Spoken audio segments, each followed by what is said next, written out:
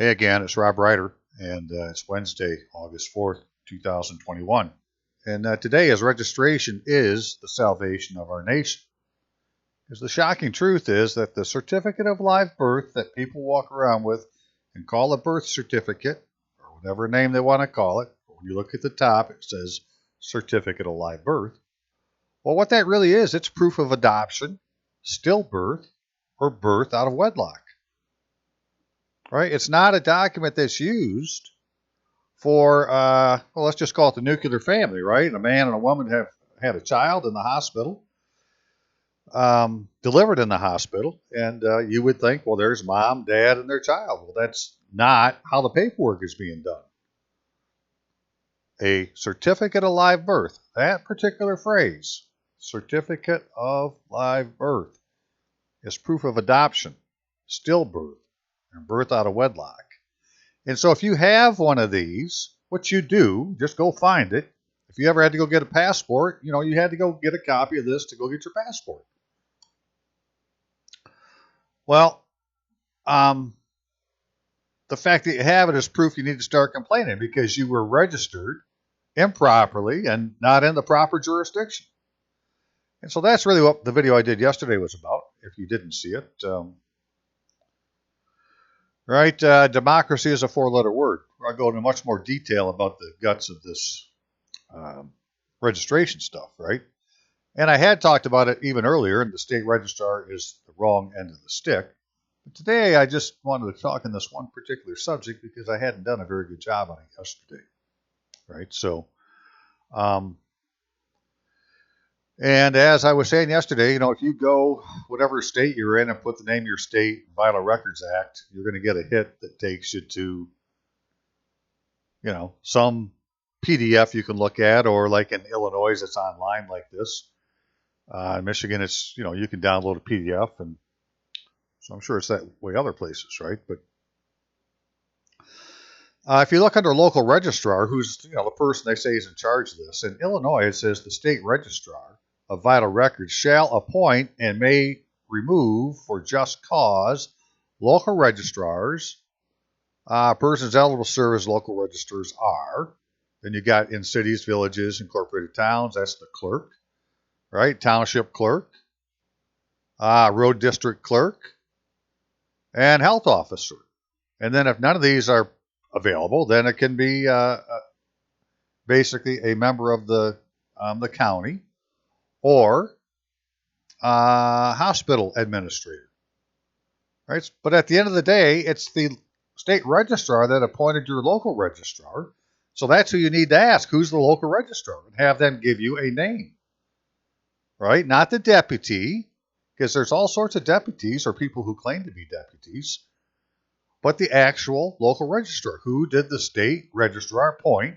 In Illinois, it says that's how it's done, is he appoints them. Well, who did he appoint for wherever it is that you're talking about, for the jurisdiction?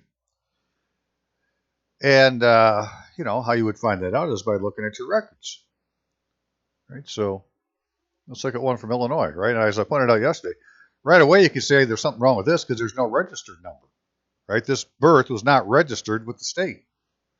There's no registered birth number. And then if we look in here, you can see that nobody signed to certify that anything happened, and, there's no attendant. There's blocks that have information in, but it's not filled out. And it shows there's two local registrars. This Lorian P. Sava, well, she says that she's the Kane County clerk, but who the hell is Nicole M. Macon? Right? Why are there two local registrars on this document? That just doesn't make any sense, right? There's something wrong with the picture. It's time to complain. And the place of birth was a hospital, and it gives the name. So as we just saw, if nobody else would take the job, then it could be that the hospital administrator is actually the local registrar. And maybe that's who this Nicole M. Meekum is. But, these are the things that they try to get you to just accept whatever bullshit comes out of their mouth as being the answer. And we have to say no. No, it says here that the state registrar has to appoint the local registrar. And I want to know who the local registrar appointed for a birth that happened. In this case, in Geneva, Kane County, in a hospital called Delaware Community Hospital. Right? Because that's the person you needed to go talk to get your records straightened out. Okay, so in my case, now that's, was from the 90s. Mine's from the 60s. And on mine, I don't have a birth date or a birth number. Right on this other one, there was a birth number, but there's no registered number. So it's like they, slightly changed the system over time or whatever, but it doesn't change the fact that there's an error or omission in my record. And, that this certified copy is coming from the clerk of the County of Bay and the circuit court thereof. But I was told by the state registrar that my local registrar is the county clerk of Bay County. Well, that isn't where this record came from. Right? So who's this, who is my local registrar? And when you look at it, it says James H. Gates, which is actually a city clerk in the city of Bay City. I talked to Bay City now, they want to say, well, they don't have anything to do with it. Right? All that stuff went to the clerk or went to the county and they show you the law. Well, that doesn't relieve them of the duty. Well, look, brother and sister, you had my record at one time. It was your job to have registered it. Why hasn't it been registered? Or if it has been, well, where's it at? But again, it's not a certificate of live birth. And I'm going to show you where this comes from that I'm talking about. So give me just a second to pull that up. Okay, so, like I showed yesterday, in Illinois, if you do it this way and you can search the page, right, you put certificate of, it shows there's 63 hits. And if you put in certificate of live, what shows there's only 6 hits. So of the 63, only 6 have to do with the certificate of live birth, which all of them are certificates of live birth associated with. And so this first one says that effective 1990, the Social Security numbers of the mother and father shall be collected at the time of birth of the child. These numbers shall not be recorded on a certificate of live birth. The numbers may be used only for the purpose of allowed by federal law, right? Whatever that is. But they're not going to be put on the certificate of live birth. Well, that didn't tell us much. About when the birth occurred more than 3 days, but less than 1 year prior to the application of the registration, the birth may be registered on a certificate of live birth and submitted to the filing to the local registrar. But as I showed yesterday, if you look at the definition of filing, that doesn't mean it's been registered. It's just filed to be registered, but still not registered. All right, so that's that. It's, ambiguous what it could be used for. And then we get to adoption. Well, it's a certificate of live birth is used to identify the original certificate of live birth for an adoption. So it is used in Illinois for adoptions. And then it's for certificate of stillbirth, right? Same format as a certificate of live birth, prepared under Section 12 and shall be filed in the same manner as a certificate of live birth. Well, I say that's what this thing is then. Right? That this really isn't a certificate of live birth. It's just a stillbirth form that's been filled out to look like a certificate of live birth. Now, this child wasn't stillborn. I mean, she's, living, breathing human being today. I'm just saying the way they filled the form out. There's no registration number to register a live birth. There's nobody who certified there was a live birth. There's no date that it was signed. There's no attendant's name. D. James Lee, MD, really isn't anybody's name anyways. That's just bullshit. And it has 2 different local registrars. Well, why would that be? Right, so it is what it is. And then there was one last one here that had to do with notwithstanding requirements of some other subsection. Oh, under a death. Birth certificate of the child may request the issuance of a copy of the certificate of live birth. So that's for them, right? Now, in Michigan, where we have this, this is under the public health code. So, if these people aren't following the public health code, well, that's like saying, you're not following the public health code when they tell you to put a mask on or something. They could arrest your ass. All sorts of shit. So how is it they get away with violating the public health code? right? So I put in a certificate of live birth, and I'm just going to start going through here, right? Report of adoption. Well, that's where we use it. This is still report of adoption. Report of adoption, right? More about an adoption. All these different uses are all in things to do with adoptions, right? Child born out of wedlock. Well, that's the other reason it can be used. Certificate of live birth, which is different than a certificate of birth. This is the point. There's also a thing called certificate of birth, right? Or certificate of registration of live birth.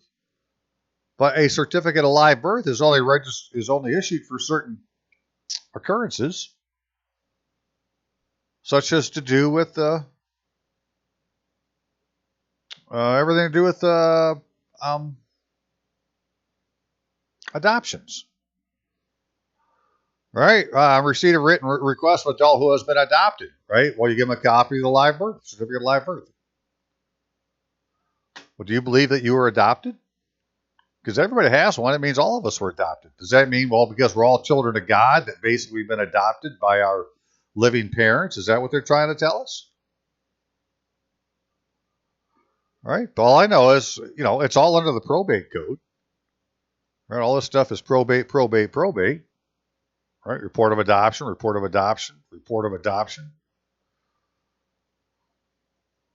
You just can't get away from it. So, and when you go to right, Bay County Probate Court, county of my birth, well, there it is under probate. They got adoption. So obviously, the probate court has something to do with what's happening in the registration of births. And we need to call these people on this. We can't just accept the fact that they're doing it and, let them do it. You got to go call them a devil. Whatever you need to do, go to the county commissioners, start bitching at your county commissioners, start bitching at the probate court, and tell them, oh, look, you gave me a certificate of live birth. I can read the law. That says that somehow I've been adopted or it's been a stillbirth or, some other abnormality. But, I'm not accepting it as proof that I've been registered for birth. Right, so just real quick, then, what else is there? Well, in Michigan, they have a thing called a certificate of registration, which, the first place it shows up is under the local registrar duties. Well, that's a good place to start because that's where all this would have happened at, was with the local registrar. So what's the local registrar's duties? Well, to issue a certificate of registration for a live birth on a form approved by the state registrar. Right, so the form comes to the state registrar. They don't have a county form. It needs to come from the state. And then issue certified copies of vital record documents on file pursuant to these other sections. Okay, well that's good to know. A copy of a birth certificate or certificate of registration issued for records identified marked in accordance with some other subsections shall have recorded on the face of the copy a certificate of registration the fact that the individual is deceased. Oh, okay, this is recording the death of somebody who was born in a particular county. So if you have a death certificate for a family member, right, you're supposed to let the county of their birth know that the person died. If you don't do that, well, then they're going to be able to vote, right? Because they'll still be on the books. Okay, copy of certificate of registration, death of an individual, that gets, certificate of registration. Certified copies of vital records or any part or a certificate of registration issued in accordance with these sections is considered, for all purposes, the same as the original and is prima facie evidence of the facts stated therein. So I need a certificate of registration, not a certificate of live birth. If they can't, produce a certificate of registration, then it means I wasn't registered and, we need to do it over. So, all right, issuing a birth certificate of registration. Okay, that's for some other special cause. Well, there you go, right? So it's pretty obvious to me, I hope it is to you, that if you have a document, it's called a certificate of live birth, that there is something wrong with the picture. And all of it has to do with whatever section of your law has to do with vital records, right? So forget the rest of the law for a minute. It's all down to vital records. And in here, we explain, well, why these different forms exist. And you got to kind of look to see, well, here they use certificate of birth. Here they use certificate of registration. Here they use certificate of live birth, right? Like here's certificate of birth now, just real quick. Yeah, sure enough, certificate of birth, certificate of birth, certificate of birth. Right? File the certificate of birth with the local registrar. Well, how's that done? Individuals required to report live birth occurring in state. If a live birth occurs in an institution or en route to an institution, the individual in charge of the institution or his or her designated representative shall obtain the personal data, prepare the certificate of birth, secure the signatures required by the certificate of birth, and file the certificate of birth with the local registrar, or as otherwise directed by the state registrar within 5 days of the birth. The physician or other individual in attendance shall provide the medical information required on the certificate of birth and certify the facts of birth not later than 72 hours after the birth. Okay, so knowing that, if we go look at my document, where am I? Here I am. Right? Well, I was born on September 5th, and the local registrar got it on September 18th. So whoever's supposed to have given it to the local registrar didn't do it. Right? It wasn't done. And then on mine, there is no date where this guy signed for it. So, he's supposed to have signed, certified within 72 hours. Well, the only way you know that is that there was a date down here, and there's no date. So, yeah, there's all sorts of errors on this stuff, right? And it's all done intentionally, and it's all buried in your Vital Records Act. And, it would really be helpful if more people than just myself were out asking these questions to whoever you can think of to ask them and, get whatever it is you need to have to prove that you've been registered. Here it's called a certificate of registration. I can go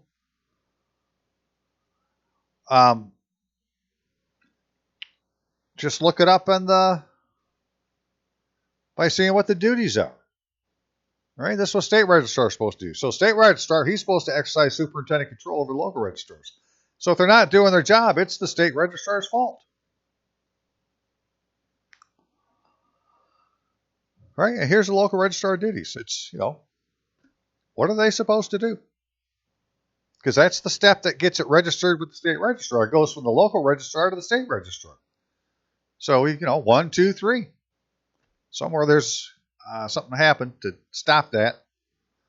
And instead, we're given the certificate of live birth, which, represents either you were born out of wedlock, stillborn, or you've been adopted.